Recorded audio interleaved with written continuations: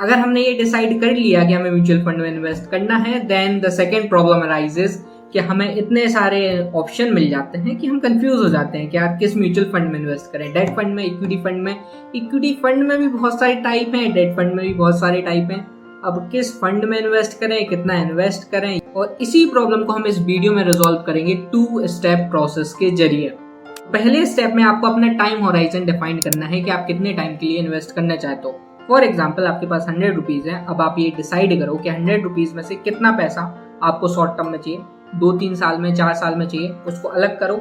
And then कितना पैसा आपको लॉन्ग टर्म में चाहिए, उस पैसे को अलग रखो। अब आ जाते हैं स्टेप 2 की तरफ। तो जो पैसा आपको शॉर्ट टर्म में चाहिए था उसको आप डेट फंड में इन्वेस्ट करोगे, स्पेसिफिकली गिल्ट फंड में।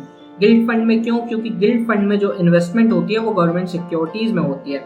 तो इन्वेस्ट करने से पहले एक बार चेक कर लेना कि उन्होंने 95% से ऊपर पैसा गवर्नमेंट सिक्योरिटीज में इन्वेस्ट किया होना चाहिए, जब भी तो गिल्ट फंड में इन्वेस्ट करने का मतलब निकलता है ना, क्योंकि यहाँ पे रिस्क आपकी बहुत ज़्यादा लो हो जाएगी।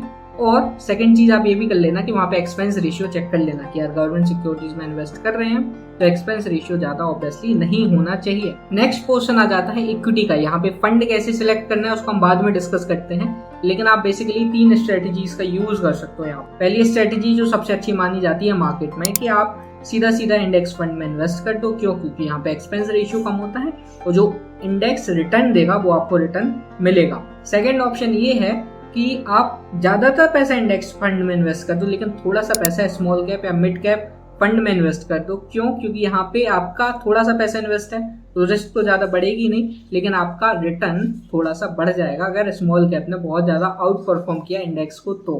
और थर्ड तरीका जो हम सभी को अच्छा लगता है वो ये है कि हम खुद अपने फंड अपने हिसाब से चुने, कितना पैसा हमें लार्ज कैप में लगाना है, कितना स्मॉल कैप में लगाना है, कितना मिड कैप में लगाना है। तो आप अपनी रिस्क रिटर्न एपिटाइट के हिसाब से कुछ पैसा लार्ज कैप फंड में लगा सकते हो, कुछ मिड कैप में, और कुछ पैसा स्मॉल कैप फंड में लगा सकते हो। सिलेक्ट कैसे करें, इसके क्या क्राइटेरिया हो सकते हैं वो हम थोड़ा सा डिस्कस कर लेते हैं। पहला तो ये है कि अगर आप किसी कैटेगरी फंड को सिलेक्ट कर रहे हो तो जो मैं करता हूँ वो ये करता हूँ कि मैं टॉप परफॉर्मेंस फंड को सिलेक्ट करता हूँ।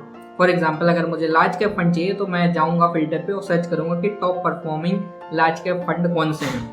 अब बात कुछ ऐसी है कि फंड की पास्ट परफॉर्मेंस ये डिटरमाइन नहीं कर सकती कि फ्यूचर परफॉर्मेंस कैसी होगी। तो मैं क्या करता हूँ कि उन टॉप 3 या 4 फंड में अपने पैसे को सही से डिवाइड कर देता हूँ, लेकिन ये भी चेक करता हूँ कि ऐसा ना हो कि किसी फंड का एक्सपेंस रेशियो बहुत ज़्यादा हो। मैं उस फंड से थोड़ा सा बच के रहता हूँ कि यार अगर फ्यूचर में परफॉर्म नहीं किया और एक्सपेंस रेशियो भी हम इतना ज़्यादा दे रहे हैं तो मतलब नहीं है ना। सो बेसिकली मैं म्यूचुअल फंड सेलेक्ट करते समय 2 क्राइटेरिया ध्यान रखता हूँ कि पास्ट परफॉर्मेंस सही होनी चाहिए और सेकंड चीज़ एक्सपेंस रेशियो ठीक ठाक होना चाहिए, बहुत ज़्यादा हाई नहीं होना चाहिए क्योंकि वो मेरे रिटर्न को नेगेटिवली इम्पैक्ट कर सकता है।